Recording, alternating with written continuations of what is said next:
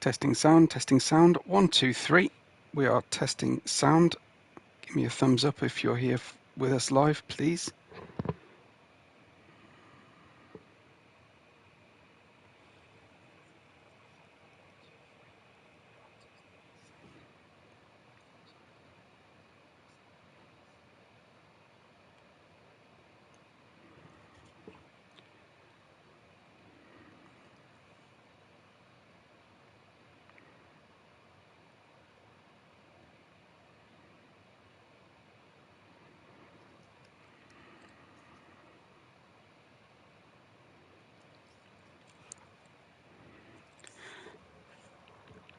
Thanks, Anatol.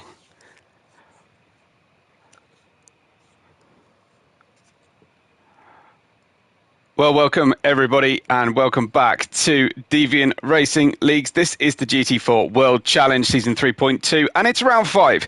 We are at the Mount Panorama circuit just west of Sydney for the Bathurst 18-hour simulated time change.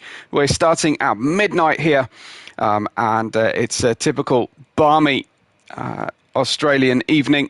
We're about to get underway and I hope that you are here looking forward to tonight's race. We will just talk you through the current championship standings before we look at how things have progressed through qualifying today. Hyphy Honda leads the championship on the overall points and after a drop race. He has 74 points overall with 3 wins out of the first 4 races as we get going for this Bathurst challenge. Next up we have Huge Jar, who has 1 win. He won the Monza race the one that Hyphy Honda has in the end dropped, and he has 49 points total. Then comes T Deeds, who has a tremendously consistent run of results, having been on the podium or having been on the podium for every race so far. He has 59 total, 45 after a drop race. That is the promotion section of the championship. Just outside of that promotion is Rue.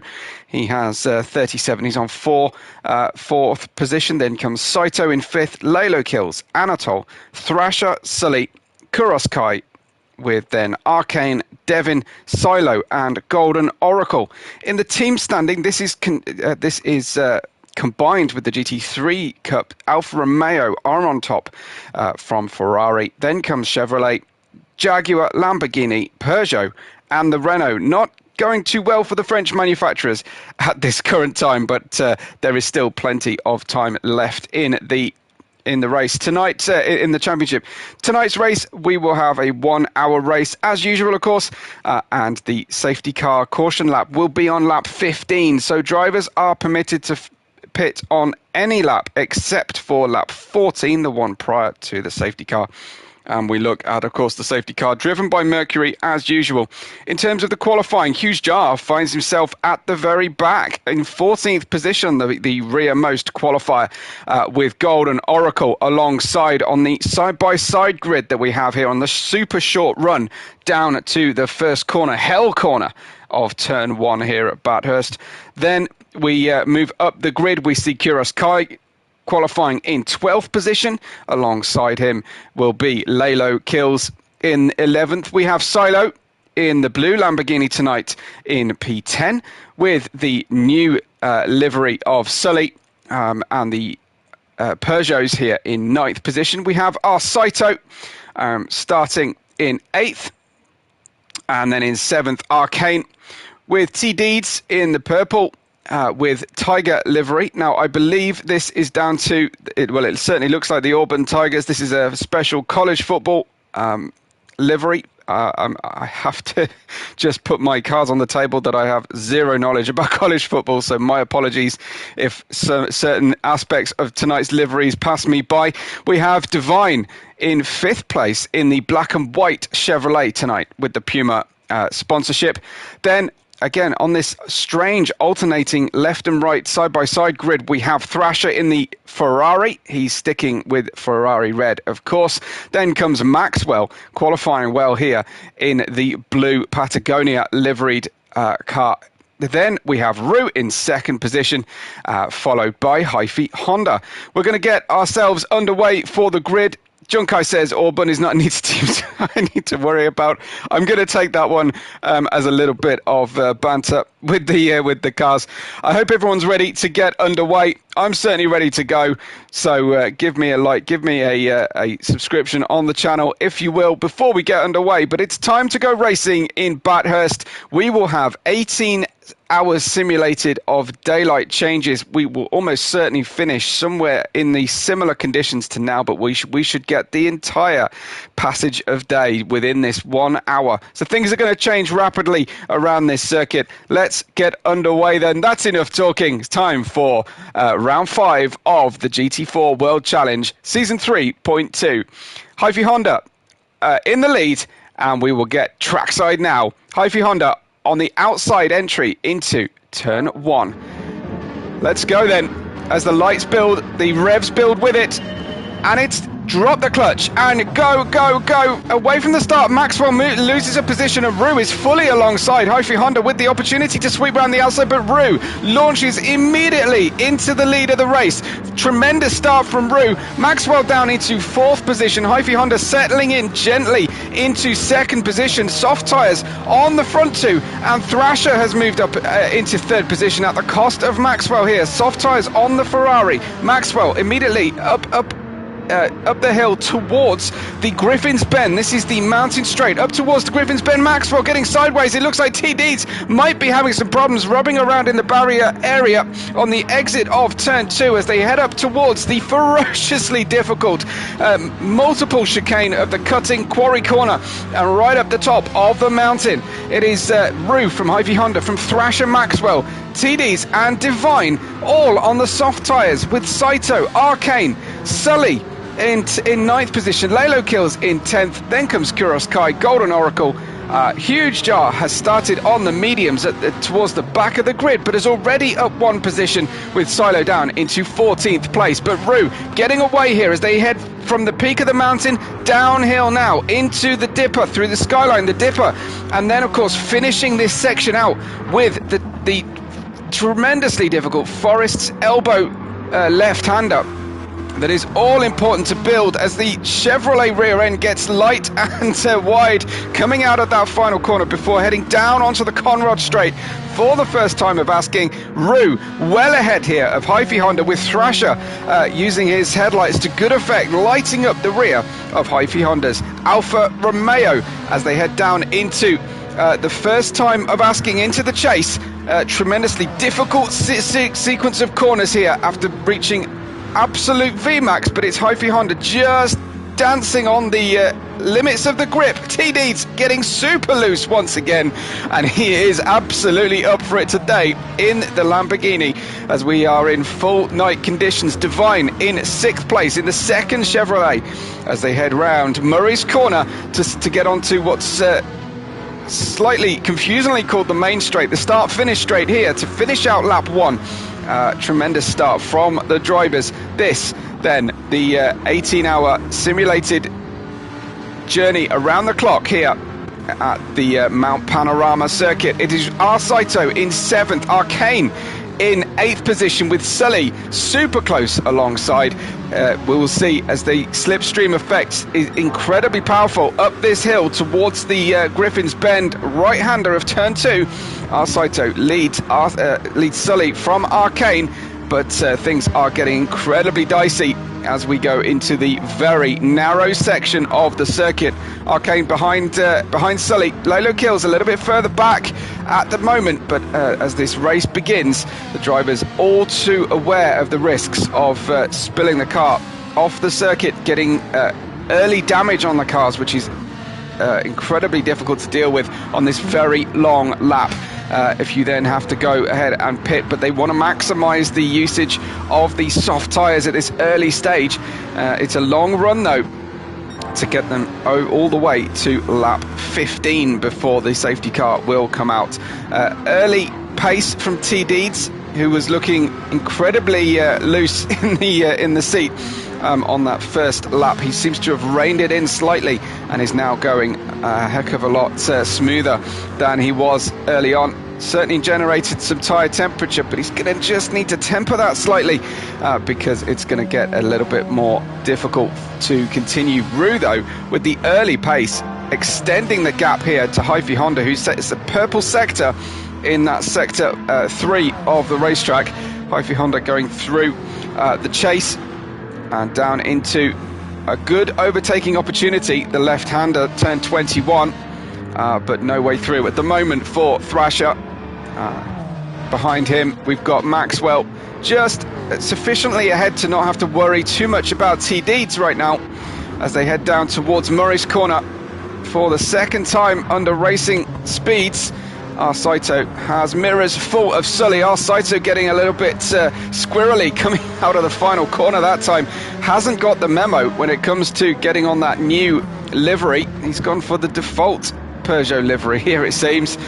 So not all is well in the paint shop for the Peugeot team. But Sully right now looking good. He's also got the yellow headlights, red wheel rims as well. So going all out for this special PK livery that we'll get a better look at later on in the race, of course, when the sunlight is beating down upon the drivers. Roux leads from Hyphy Honda and from Thrasher in third position as we watch the midfield battle here. Our Saito staying ahead, but just running a little bit wide. That'll allow Sully through. I don't think our Saito will fight it too much, but Sully a little bit just cagey there. Could have launched an opportunistic move, but as this is teammate and they're in the mountain section, right up the top, the absolute peak of the climb here.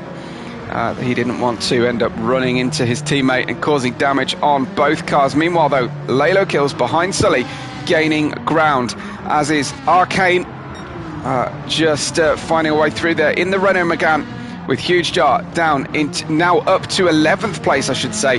Remember, Huge Jar on the medium tyres, looking good at this early stage. Silo passes Golden Oracle, or is that in fact Kuros Kai having a problem? I think it was more that Kuros Kai was losing positions there, as of course Mercury has gone into the pits to await lap 15. Roux in P1 down into the chase for the third time, and with a very impressive gap over a high quality field, but it's Thrasher who has now passed Hyphy Honda. Let's have a little look about how that took place. Just a straightforward exit out of Forest Elbow, getting the speed, getting the foot down, and pouncing before he even gets to the chase. Even that right-hand kink, where you need to kind of be letting off the throttle before preparing for the left-hand turn of the chase and the braking area. But Thrasher up into second position now. Not all going swimmingly here for our series leader at the moment, Hyphy Honda, who has 3 wins from the first 4 races for us. Personal best time, as you'd expect from Thrasher, who managed to pass Hyphy Honda on that lap. And now I think he's got enough of a gap to start looking forward to the disappearing tail lights in the dark here and over the crests that Roux is experiencing. But Hyphy Honda getting a good slipstream, a good exit out of Hell Corner, turn number 1, and a personal best sector 1. He's got to look down the inside. Thrasher moves across towards the apex, can't maximize the trip through the corner, and it's getting very, very tight here. Surely with the inside line, Thrasher is going to be able to hold position, lick a blue flame out of the rear exhaust of the Ferrari car, pushing hard here on the overrun. But Hyphy Honda, it is perilously slow through here, but the margin for error is tiny. Let's ride, shall we, on the back wing of that Ferrari and see perhaps where Hyphy Honda is struggling to find the apex, because there is a Ferrari car covering half the road width, essentially. You can see the dip and the compression as we head downhill once again. And we start to see the Ferrari stretching away here. Hyphy Honda might be playing the better game, the smarter game on the soft tyres. tends to be very, very good relative to the rest of the field in tyre management, does Hyphy Honda, as you would expect from the series leader. Out of Forest's Elbow they go. This is perhaps where Hyphy Honda might have had an error in the previous lap that allowed Thrasher to get through quite so convincingly. Tell you what though, here is T Deeds. Maxwell has caught T Deeds. They are both firing out of Forest Elbow, excuse me, heading north, back towards the paddock. T Deeds with Maxwell now fighting off Deviant, who's looking to go around the outside. Deviant, this is going to be a strong one if he can get the braking performance down to the left hand. He can't quite. Maxwell though on the grass, going a little bit of lawn mowing here, but he just holds on. Maxwell though drops down to 6th position, fighting with Deviant. I don't think there was any contact. Let's just have another look, shall we, from the perspective of the car. He's on the outside. He's braking super late to try and get the car through, but no, just couldn't make the apex, and frankly held on to that one incredibly impressively to only lose a few meters on the road. Ends up down in 6th. Does Maxwell. Deviant promoted then to 5th place in the black and white Puma Chevrolet. T Deeds will be grateful to see that kind of thing taking place in his mirrors, because the two cars behind him were getting quite close on the previous lap, but it's looking a little bit better now for T Deeds. Hyphy Honda a little bit further away from Thrasher than he was before, but he's really maximizing that first sector. Another purple first sector from Hyphy Honda, excuse me. Ruse lead, something in approaching around 2 seconds, I'd have to guess. And Thrasher might be feeling those soft tyres now. Look at the difference in front right tyre wear. Hyphy Honda, who we ride with now, as I flick over to Thrasher, who is Thrasher by name, Thrasher by nature on those soft tyres, absolutely destroying them. He's going to have to pit much sooner than Hyphy Honda, and sooner than his tank of fuel would suggest as well. And there you can see, struggling to turn left is Thrasher. Now Hyphy Honda's just going to have to rein this in, because turning left out of Forest Elbow will be a clear disadvantage for Thrasher. But if you try and launch a circumspect move beforehand, you can suffer that damage and eliminate the advantage that you had. So Hyphy Honda comes out of Forest Elbow and looking to try and use the apex and the exit to perfection. Didn't quite get as much as Thrasher did out of that sequence. That is where he wants to try and make the pass as easy as possible without running into, certainly in this portion of the racetrack, this sort of northern end of the racetrack is exactly where you want to be trying to make those passes, because after that it gets incredibly tricky. There is Root in the yellow Chevrolet up ahead, leading this race. Let's have a look at his tyre wear for a moment. It's even worse than on Thrasher's car. Well, maybe just about level in terms of tyre wear. So Hyphy Honda, if he were to know this, which he doesn't obviously in advance, he will be feeling pretty good about his prospects. Again, another left turn prior to a long straight is definitely helping Hyphy Honda. He draws alongside now. This is a strong portion of the racetrack for Hyphy Honda as well. He's certainly or fully alongside here. Yes, he'll have to go slightly slower to get the apex, but he's going to own that apex away from Thrasher. Can they avoid contact with both each other and the barriers? Yes, indeed. Series leader Hyphy Honda into 2nd place, and that is about the last opportunity before the mountain where you can really make a clean and decisive pass without contact and with minimal risk. So Hyphy Honda up to 2nd. Was that Thrasher just rubbing the wall slightly on the climb up the mountain? TDs is in 4th place with Deviant in 5th. Look at the city lights in the background. That's Sydney, you can see, to the east of the circuit, downhill of course from the mountain range. It's Maxwell in 6th place, then behind him with a fair gap are Saito ahead of Huge Jar, still on the medium tyres. Huge Jar of course. Saito destroying those. Oh wow, What on earth just went down there? Saito had almost stopped on the track. Surely that is going to be. Oh, I see. He came off onto the grass, was T-boning the track already, and that means then with front wing damage for Huge Jar, he'll be hoping that clears, or he can drive around it. Huge Jar, no avoiding action was possible there, as Saito is now getting pinballed around this Bathurst circuit where the walls are close. He's going to have to let the drivers go because of the extent of his damage. He's going to be due a pit stop anyway, but maybe just stayed out that one lap too long for the grip around the perilous mountain pass, as Saito then down to 9th, and it's going to be a whole lot worse than that after the pit stop. Lalo Kills is in 10th, with Sully in 11th, Silo in 12th, Kuros Kai in 13th, and Golden Oracle down in 14th position. Let's just check out exactly what's happening with Saito. Well, Lalo Kills got the exit out of Forest Elbow and has made it past on the approach down to the chase, down Conrad Straight. Lalo Kills is back up into 9th place, as Saito has to limp round here to get into the pit lane, and I think he will be our first pit stop, and if he didn't need it for the front left, which he absolutely does, then he'd need it for the damage on the car, but that damage does appear to be clearing, or not particularly serious. Hi-Fi Honda still in 2nd place. The sun is starting to rise here in Mount Panorama. Will be into daylight before you know it, but on lap 7, Rue leads Hi-Fi Honda from Thrasher and T-Deeds, all drivers here on the soft tyre, but with Huge Jar moving up to 7th already, starting at the back of the grid. Huge Jar, great performance in these early laps, and definitely one to watch later on in proceedings. That's a best sector time there for Hi-Fi Honda of the entire race and field. That was the purple numbers you just saw.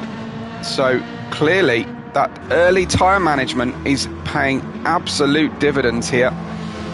I don't think he will make it all the way to the caution period, but he can certainly get that pit stop as late as possible. He may even be able to dance on these tyres to such an extent that he will pit for fuel before he pits for tyres. Rue surely headed pit lane shortly. Here we go, down towards the chase. It's got the yellow Chevrolet livery. We'll get a much better look at those liveries, but traditional racing yellow here for Team Chevrolet. Will this be a pit stop lap, or will he risk the same situation that affected Saito? Well, he's certainly going to risk it, because he's going to do another huge lap here, which is a 6.2 kilometer circuit around the Mount Panorama mountain pass.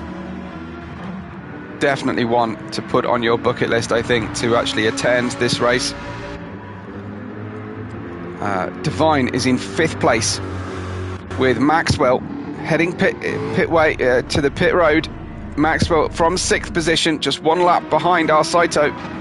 Huge Jar, who's got roughly even tyre usage to Hi-Fi Honda on a different compound of tyre, but the all-black Ferrari today, I'm not quite sure what that signifies, because Huge Jar usually in the blue HP accented Ferrari colour scheme, but he's gone to a stealth format as the sun has risen incredibly quickly over the course of a single lap. Arcane getting loose on the track, but following Huge Jar, making use of that slipstream as much as possible. You really need it in the Megane. It's a chunky old car, is that Megane. Down into 9th place goes Maxwell after the first pit stop. The first of at least 2, I think, here, given he's put on the soft tyres. Then comes Saito, who appears to have resolved those damage issues in the pits, having that terrible couple of sectors that we saw. Now we get a much better view of Sully's special PK yellow and red livery, looking great out there on the mountain as he heads up towards Griffin's Bend. Kuros Kai is in 12th place, We have Silo in the all-blue now Lamborghini Huracan with his hazard lights on. Not quite sure what he's indicating to everyone. Maybe just that he's on fresh tyres and he's bringing them in. But there's precious few people actually to see. One of the Jaguars then in the sort of gunmetal grey Jaguar colour scheme, Golden Oracle Racing with us today.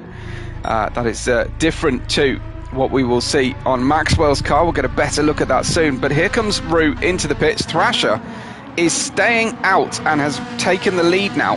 So Thrasher out, Roux and Hyphy Honda and T-Deeds all on their way into the pits. So Thrasher certainly has a challenge on his hands here. He's going to have to make it a very hot in-lap, but on really used front right and rear right tyres. Let's ride on board with him and see how the car is handling. We head into the narrow section now. This is the cutting, double left. You can see the car just doesn't want to turn left. Then the long right-hander of Quarry Corner. Reed Park on the right. And as we start to turn left, it is Frog Hollow. Turns 8 and 9. With Solman Park on the right, then into turn 10 before looking at McPhillamy Park on the right of the circuit. As we go down into Skyline, the S's, and finishing with the Dipper, the tightest of the downhill corners. Before then, of course, into Forest's Elbow to come. Amazing the difference in lines and speed through these corners, depending on how much grip you currently have on the track. Here is Forest's Elbow. This is one of the most important corners on the circuit because it's all about that exit. Stamping on the throttle as early as possible. You can give up apex speed because it's all important that you can get on the throttle as early as you possibly can. That will maximize your speed down the Conrod straight all the way until you lift off, usually lifting off as we bear right. Bravely staying on all the way to the 100-meter board, clipping the apex, and surely headed to the pit lane now, Thrasher, and let's see what that does to his lap time.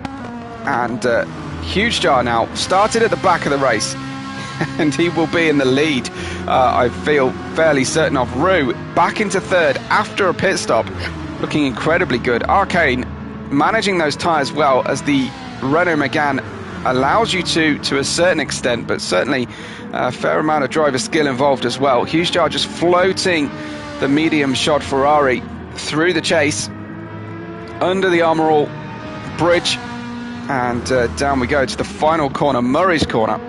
Huge Jar in second place. I'm pretty sure he will now take the lead of the race temporarily before his first pit stop, but he has been able to go pretty long here. A 2:15, 7:07, his fastest lap. That gives up 2 seconds to Roux's fastest lap. You can tell then the tyre differential on the car. But Huge Jar into the lead of the race. Thrasher there, you can see down into third position, has overcut Hyphy Honda. So gained a lap on track, gained a position back. Thrasher back into net P2 once Huge Jar has to pit. But Roux won't be too concerned about seeing Huge Jar still in the lead. Roux has gone on for a second set of soft tyres as well. It is lap 10, and we only have 4 more laps before you can pit, and then of course we will have lap 15 with the caution period. We are 20 minutes deep. It is a 1-hour race. Sometimes it can catch drivers out and they end up running a little bit too far ahead of the field, as Hyphy Honda did in race 1, and ends up doing an extra lap. But as you can see, the mist in the distance as Gran Turismo showing off its beautiful rendering and scenic light effects. It is fabulous. The early morning sun here at Mount Panorama. Downhill we go then. Roux looking a little bit impatient. Will need to avoid running into these barriers. He will have so much more grip than Huge Jar. He just has to be patient as they exit Forest's Elbow then. Roux tucking back in for a little bit of slipstream.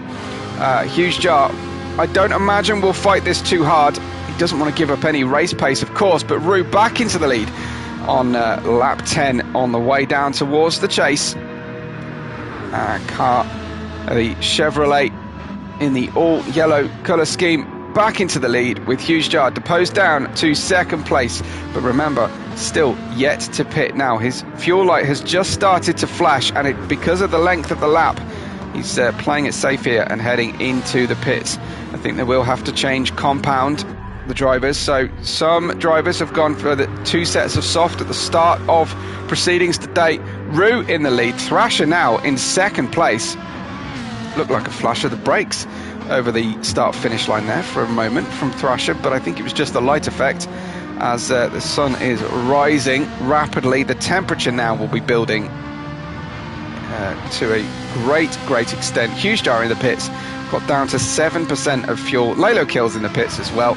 Those early pit stops now done and dusted. Hyphy Honda has lost a large amount of time, especially considering that he didn't put as much fuel in the car as the cars in front of him, or certainly than Thrasher. Thrasher seems to have put the most fuel in of the top 3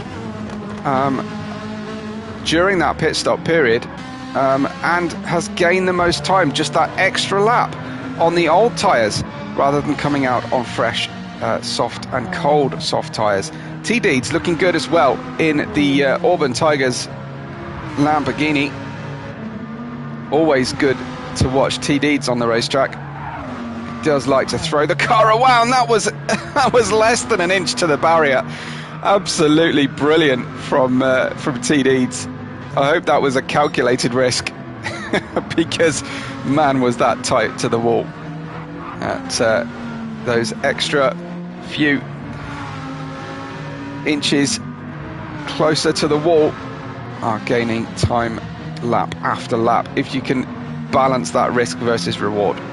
T Deeds then in 4th place. We've got Deviant in 5th. Again, another driver going well at this stage. Chevrolet looking good here on the mountain, with Maxwell in 6th place. Now we can have a look at Maxwell's livery for the day. Looks like a Michelin special for the Jaguar team. So obviously the tyre manufacturer putting up the big bucks for the title sponsorship today, as Maxwell has got rid of his Castrol, I think it's Castrol colour scheme that he usually wears on the Jaguar, maybe for this race only, but is also well supported by Zurich and Patagonia.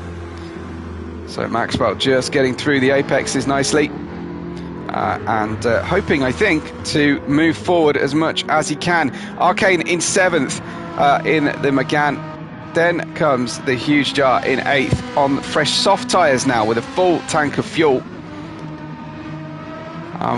Surprised he wasn't tempted to go for a little underfilling on the tank, because I don't think you can maximise the pace with a full tank of fuel on soft tyres. The front splitter on the right of the car looking a little bit worse for wear. Obviously gone over several curbs and rubbed the barrier occasionally, Hughes Jar, but it's not hurting him too much.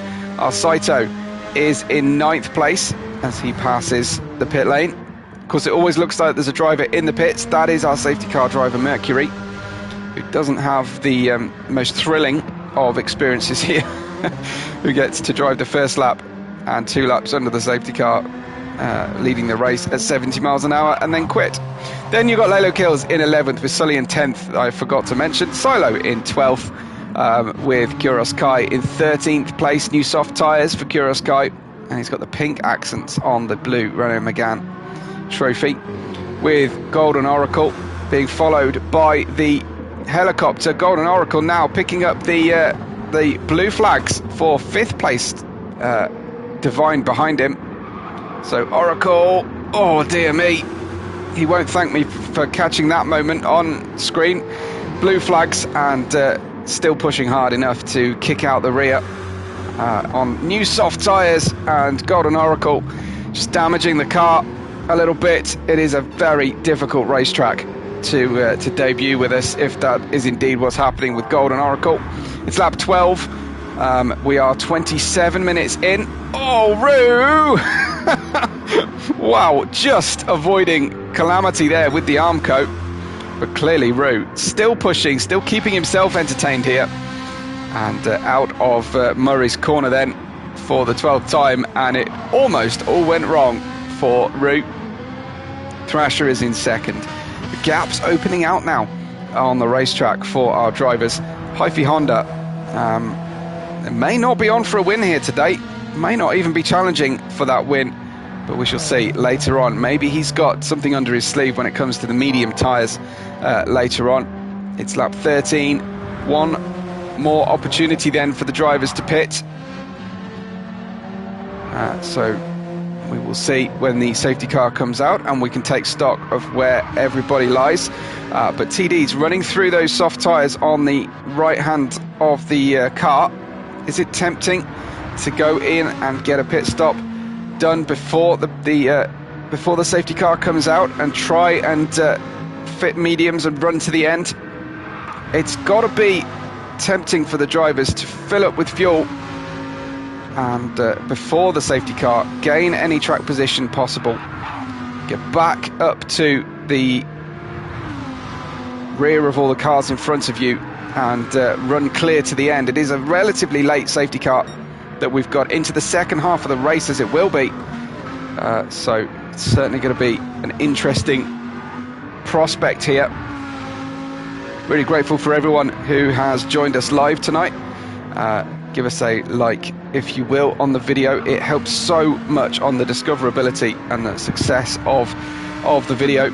If the first few people viewing it just do the free things to help promote everything. It's TD's then running through. It's a beautiful day right now in Australia.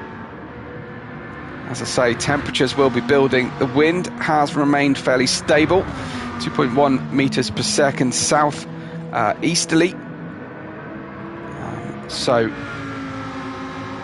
a little bit of a crosswind as they turn right in towards the chase. That's got to get a little bit hairy for them, but it's been fairly consistent, and I don't think it's gusting too much. Here is Deviant then in the black and white Puma liveried Chevrolet. Deviant showing well today, but just getting gapped here from the leaders. His best lap, a 2:13.8, as they start lap 13, do the leaders. You can just see in the background there is Maxwell in the Jaguar. As for some parts of America, that would be Jaguar, but I will pronounce it the way I'm used to. If there are any fans of the original Top Gear and later series with Clarkson, you'll know that this should most properly be pronounced Jag. But there you go. Arcane is in 7th place, just heading over the crest then on the first of the big dips. I think that's Jerry from Tom and Jerry on his helmet. I just saw on there. Let's have a ride passenger seat, and it is a Tom and Jerry helmet. Very nice indeed. I like a bit of that with the Warner Brothers logo on the sleeve as well. A little bit of class there from Arcane. Bit of retro appeal, which we like. Let's ride with Arcane, shall we? Whose suit and helmet are somewhat mismatching in terms of their colourfulness relative to his car livery today. But we certainly don't mind that. Here is Arcane over the top, over the summit of the mountain. Now we head downhill, and it's about catching up with what your car wants to do to you going down the hill. Yes, you can obviously anticipate it, but this is about reactions coming through these few corners here in the middle of the circuit. Little rub on the wall of Forest Elbow will hurt your VMAX at the end of Conrod Straight, but perfectly understandable. It's a significant challenge, is this circuit, and you can see we've gone for Bullet Bourbon. Yingling, is that the beer? and I don't quite get the reference to the Floody, but someone will have to explain it to me one day. Huge Jar is in 8th place. Now, Huge Jar moved up from the back of the grid to take the lead through the pit stop sequences. Will he be quite so strong in the second half of the race, I wonder? This car hasn't been performing quite as well as he might have expected on the soft tyre, so it does look like the medium is the better race tyre for Huge Jar and the way he handles the car at very least. Have we got any pit stops happening, I wonder? So we'll just run through to just check whether anyone's taking the final opportunity to pit before our caution period.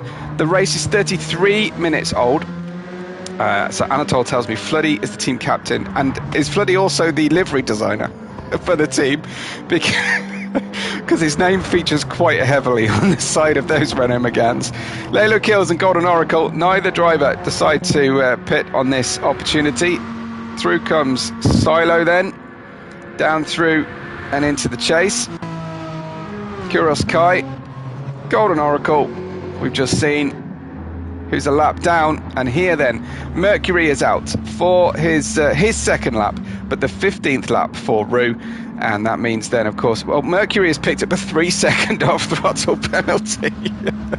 He isn't going to thank me for having spotted that, but somehow Mercury has managed to pick up that 3 seconds. It's going to go even slower down the main straight. Will he speed up in advance, or will everyone have to virtually stop here as they come up to the penalty marker board? This is going to be quite something.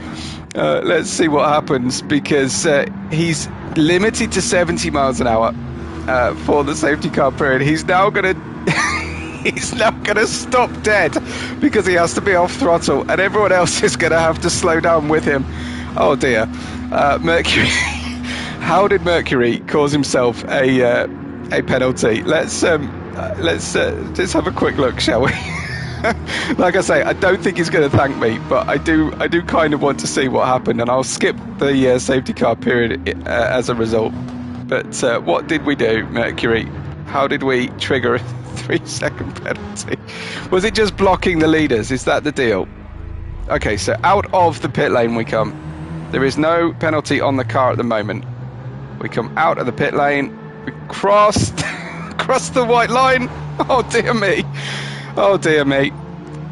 Mercury, that has got to hurt. I feel like I've got to say something like, you had one job. But can't always be easy to be awake to everything when you've basically been watching the race for the entire time. There we are then. That was the slowdown period, the extra slow section of the race for Mercury. I thought he may have just hit a barrier or something, but no, alas. Here he is then heading in. Lots of drivers coming into the pits. That's Roux. That is Hyphy Honda, is it? Into the pits, yeah, and so is T-Deed. So Thrasher once again not doing what everyone else is doing. Always going to regret that. Shades of Lewis Hamilton in Hungary kind of moments here for Thrasher, as the entire field pits except for him. Now that, Lalo Kills is going to make him feel a little bit better. So Silo and Lalo Kills had not caught the safety car in time. Golden Oracle passes up the opportunity for the pit lane, and here we have then new leader Thrasher. He, as I say, he's worn through those soft tyres quite considerably. Still has half a tank of fuel. I think the other drivers are going to pit and consider the medium tyre. Are they? No, they're going to go for softs with 24 minutes running left, full tank of fuel. Can they get soft tyres from now until the end of the race? That is a fairly big ask. Golden Oracle unlapping himself, it seems, as I believe he is allowed to do. We have Deviant then. Everybody else is filled to the brim. They may have to change tyres before the end of the race, but most drivers thinking that they can do this. Our Saito has fitted medium tyres. That could be important at the end of our race, the end of the 1 hour. Our Saito might be in a position where, and Sully, where those new medium tyres will come to the fore. Here comes Silo then on his first permittable opportunity under the safety car to fit new tyres. But you've got to say, Thrasher, unfortunately, Ferrari doing Ferrari strategies here, and unfortunately the team have let him down in a big way, leaving him out, not having the tyres ready, not having the same strategy as the rest of the field. Lalo Kills in second place, has gained track position. Thrasher has only really gained one place, and he's handed an advantage over to Roux, to the other drivers who were racing with him. Golden Oracle is out of position here, might be looking for an opportunity just to unlap himself. He's got his hazards on, trying to indicate to the driver in front that he's out of position, wants to get back a lap if he can, get out of everybody's way as well, perhaps more importantly. Here he goes. Is he going to use the opportunity to go through? Not just yet. Hyphy Honda will have potentially a car between him then and Roux. We will wait for the safety car to come in. I've been told that the safety car has been asked to switch off his lights to indicate that we are on our way back into the pits. Those lights are still on at the moment, but Thrasher will have to stay at 70 miles an hour until the start-finish line when he gets the restart. Blue flags here telling the safety car that he's getting in the way of everybody. We'll ignore that for now. But Thrasher, as I say, he keeps the lead right now, but he's got quite a challenge on his hands. Does he decide, what on earth was Golden Oracle just doing? Under the safety car, right, okay, so he's unlapping himself, his Golden Oracle. He steers right to turn left. He has gone way too hot into the chase, tried to recover it, ended up in the gravel, and yeah, not one for the highlight reel for Golden Oracle, unfortunately for him. That is a miscalculation. Thrasher then builds the speed. He's going to get back to racing speed as soon as he crosses the line. But his key rivals, Roux and Hyphy Honda, on new soft tyres with 21 minutes of our race still to go. Here we go then, green lights for the rest of our race around Bathurst. We will go day into night now in the second half of our race. Thrasher leads, Lalo Kills from Roux, and Hyphy Honda, who has managed to get rid of that car in between himself and Roux. Now Roux getting a good exit out of Hell Corner, turn number 1. Against Lalo Kills, going down the inside, looking to try and pounce as early as possible as Thrasher is doing his level best to gap the field. T Deeds is having a challenge here on Hyphy Honda as well. Can T Deeds sneak one down the inside into Griffin's Bend for the first time after the restart? T Deeds is ahead of Hyphy Honda, so that has worked very well, but he has got Hyphy Honda's teammate just in front of him. I wonder if there'll be any radio chatter here. Just make it a little bit more difficult for Lalo Kills to instruct TD to hold up T Deeds a little bit, because he's just stolen a march on Hyphy Honda. Hyphy struggling to get tyres up to temperature on the first laps today after they've gone cold, but certainly, oh, T Deeds, that's a low percentage move in towards the dipper, and he's got through, but that could have been disastrous. The Auburn Tigers roaring with approval with the aggressive manoeuvring, but Lalo Kills won't thank him, because that certainly would have been a heart-stopping moment for him. Roux right up with Thrasher, who snakes his way out of Forest Elbow. Surely Roux is going to have the better traction here and reach his VMAX earlier than Thrasher, especially with the advantage of using the slipstream. But it looks like the Ferrari pretty slippery in a straight line. Roux heading to try and get alongside. He's gone wide through the first part of the chase, heavily on the brakes down to the apex of the left-hander, and he can't quite get through, but both cars leaving fantastic racing room. Any more moves going on behind? Well, here is Huge Jar up to 6th place. That is going to be net 4th, starting 14th, and with plenty racing left to run. He's on the soft tyre, which didn't work for him well in stint number 2, but maybe he's been able to make a small adjustment in the pits. Huge Jar challenging our 3-time winner, Hyphy Honda, for the 5th place on the road at the moment. but pit stops still to come from both Thrasher and Lalo Kills ahead. We'll put them further back, get a great look at the engine bay through the rear window of the Ferrari with the overhead shot there. Maxwell looking good in 7th as well, trying to use the momentum that Hughes Jar is pushing and try and use that as the Jaguar waves a wheel in the air on the way through Griffin's Bend, pushing very hard indeed. Rue is still stuck here behind Thrasher. Thrasher has no need to make this any easier than it might ordinarily be for Rue, but you've got to say Rue's going to get a little bit impatient soon, but he can't afford to be too impatient because contact will result. Contact was exactly what just happened. Rue kind of forcing the issue, forcing his way through. Let's try and get you a good view of what just happened from the chase cam. As they approach the corner, Thrasher has to brake. He brakes much harder. That is contact. That's pushing another car off the circuit. I was expecting Rue to actually allow Thrasher back through, and there he does indeed do the honourable thing, as T Deeds has caught them as well. So that is the danger. T Deeds was far enough back for Rue to be a little bit more patient, and I mean, it may not have been impatience, just a miscalculation, not anticipating that Thrasher hasn't pitted recently and would have to break through the left-hander of Frog Hollow of turn 9 and 10. So down we go through Comrade Straight, heading north once again. We can draw alongside on board the Chevrolet. We can try and get ahead of Thrasher here as they'll go side by side once again, but it is a beautiful switchback sequence of corners. Rue claiming the apex and just drifting wide into the next right-hander. That secures back the lead of the race for Rue on lap 18. T Deeds hoping to follow through.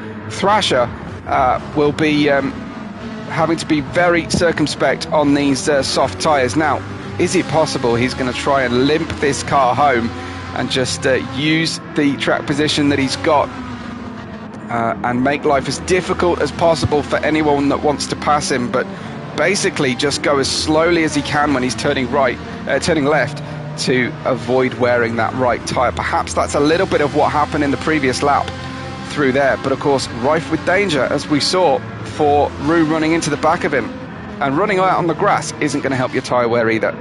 So certainly it's going to be a calculated run here. T Deeds, of course, will have seen what happened on the previous lap. Hopefully he'll be able to avoid any contact with Thrasher. Thrasher's still going pretty quickly here as Rue is conserving tyres to some extent. He's heavier with fuel as well, which is why on the straightaways, on the climb uphill, certainly Thrasher has a decent amount of top speed, because there's so much less fuel on board. T Deeds, this is where Thrasher had to brake earlier. That caught out Rue. T Deeds just smoothly through here. Now this Lamborghini, which is already quite heavy on the nose, is certainly going to be suffering understeer through the downhill switchback section, the dipper, and down towards Forest Elbow of turn 18. It's all about maximising the exit now for T Deeds. That was good and smooth, and he's now going to be hoping. Let's have a look behind T Deeds. Well, Hyphy Honda is still certainly within range later in the race. We are 3/4 through this race, this challenge, as the sun, I imagine, will start to set again before the end of proceedings. Australia being relatively near the equator means that day and night transitions don't tend to take very long and don't tend to change very much in comparison to us Northern Hemisphere residents who are used to the clocks, used to the day-night transitions ebbing and flowing throughout the year. T Deeds has not made it back past Thrasher. Rue isn't gapping a huge degree, but T Deeds can spy here the chance of vying for the win, just slipping away the longer he spends behind Thrasher. Now he tucks in that lower wedge-shaped Huracan, and that is a purple sector. He's just getting a little bit smarter about this, but he's going to have to follow Thrasher through the mountain peak again on this 20th lap, and all the while Roux on the fresher tyres getting away from Thrasher.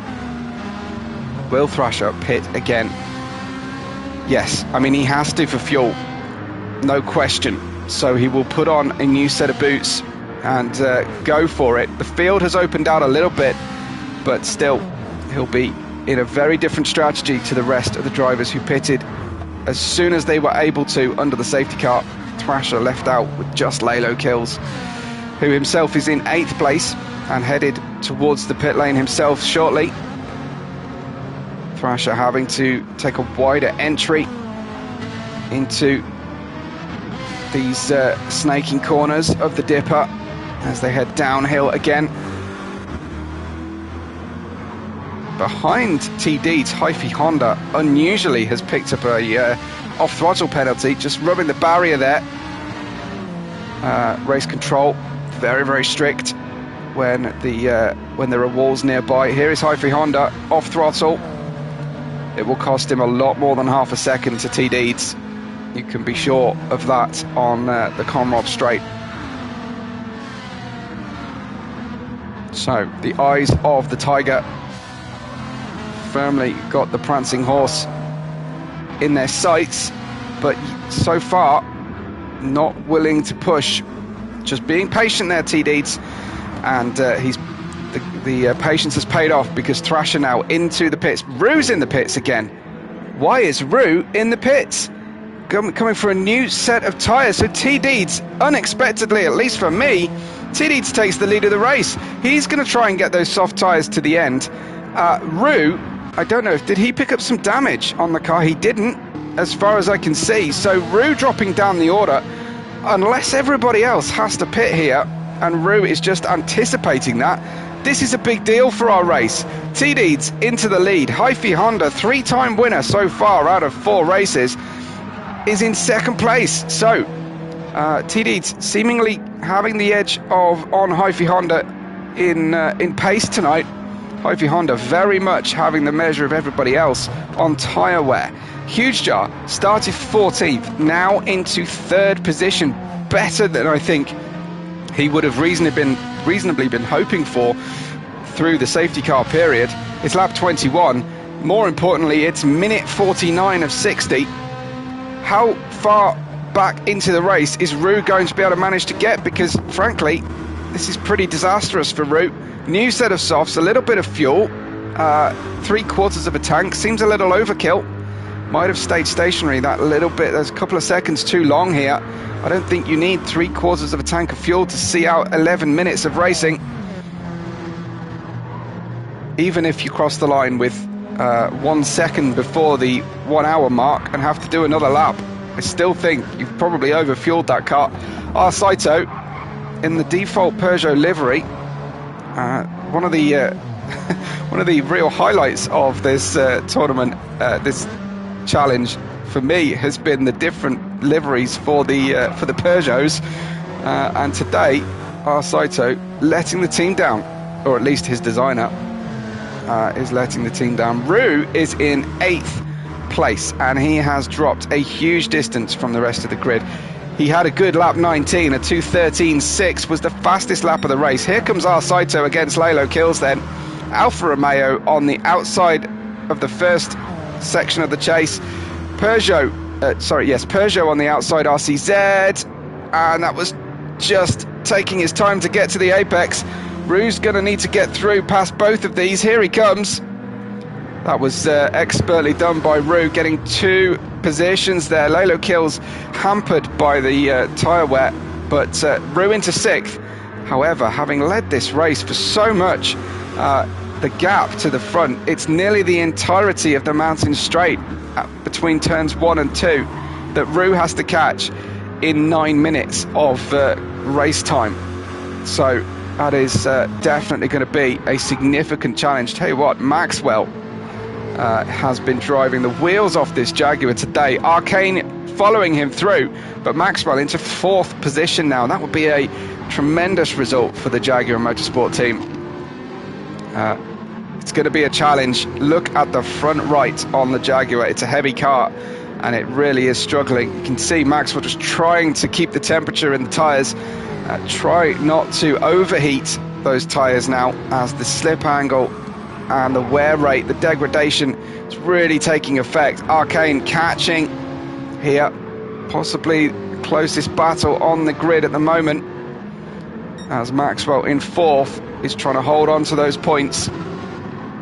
Oh, a little nibble on the diffuser area of the car from Arcane. Again, another driver just getting too impatient to make a pass.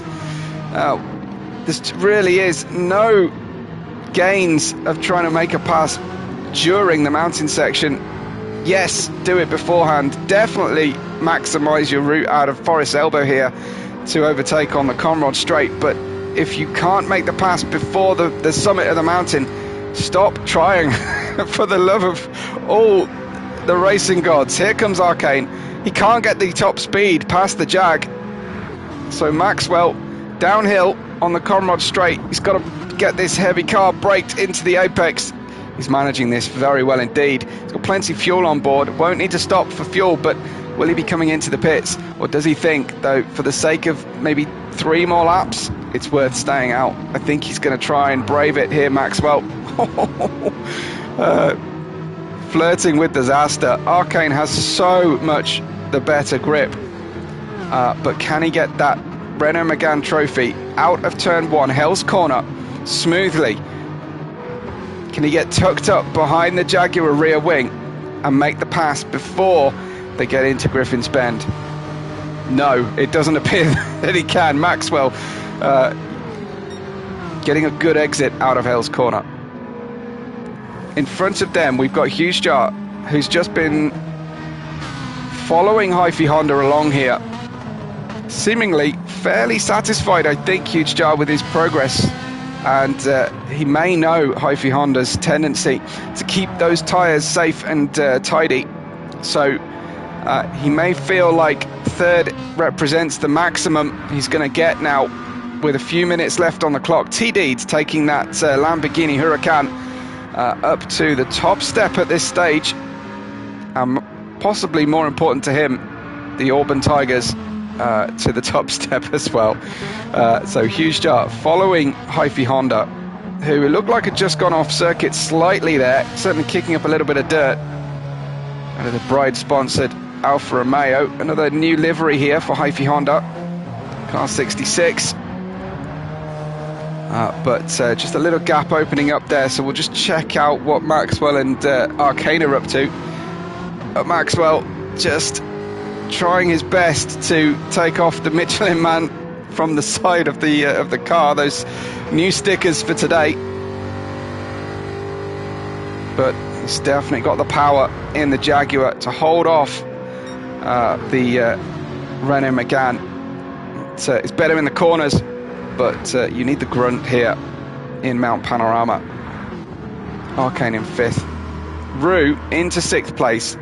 Clear and away, going well in 6th place, but you have to say, giving up the lead for this late pit stop has cost him very dearly indeed. But maybe that Chevrolet just was never going to get there, was never going to get home and have a similar challenge to what Maxwell has to now put up with, who has to double down on his decision here. Defends to the inside. That's going to cost him coming out of Hell Corner, turn 1. Is it going to cost him to the extent that Arcane can mount a challenge? Well, it still seems like the Jaguar has good traction performance out of Hell Corner, even though he had a compromised line. So quite how Arcane is not passing that Jaguar is beyond me, unless he's just got this car really heavily set up for the summit section that we're entering now of the mountain, where you need all the grip in the world, of course.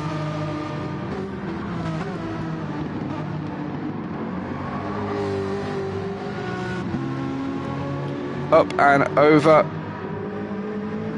the mountain pass. Now, I hope you all appreciate that I have spent the entire race here not doing an Australian accent, and it has been a real challenge for me to not do an Australian accent this entire time. Yeah, that's just one of my personal struggles. Here is Huge Jar then in third place, chasing down Hyphy Honda, getting closer and closer. TD has caught, I think, that's Golden Oracle again, this time with another penalty on the car. Golden Oracle just bringing that Jaguar here for a bit of a test session, it seems. Here is Huge Jar with the Ferrari, slightly scuffed and battle-worn Ferrari, but look at the top speed advantage he's got here. Looking for an opportunity down the inside, doesn't quite steal a march, and we will be entering into the penultimate lap of the race. But no, TD's into the pits, giving up the lead. Oh dear me, why would you do this? He's got about 15% fuel on the car. He's got plenty of tyre wear as far as I can see, but now Hyphy Honda might have just been gifted a potential win. Huge Jar down the inside and steals the lead of the race before Hyphy Honda could even claim a lap led. Huge Jar takes the lead of the race. Hyphy Honda taking this one quite circumspect. Similar fuel loads here to what T-Deeds had on the car. Anatol saying T-Deeds didn't have enough fuel. It reads as 24%. Surely that would have got you home, but I guess a calculation being made, and Hyphy Honda, a very rare error that time, hitting the barrier. So Huge Jar, if he has got the fuel to a finish, has an opportunity here. About an eighth of a tank of fuel remains to Huge Jar. You've got to think with the gap on the circuit now, it's got to be worth just lifting and coasting a little bit, just sipping the fuel up the hill, basically dump the clutch and roll down the hill, because you really don't need a lot of power to get down the hill on this section. Hyphy Honda is definitely blipping the throttle here. Was that another mistake from Hyphy Honda? It certainly looked a little bit of a jerky move going through the corner. I don't want to claim an error where there isn't one, but he may have just mounted the curb there as Huge Jar is opening the gap here.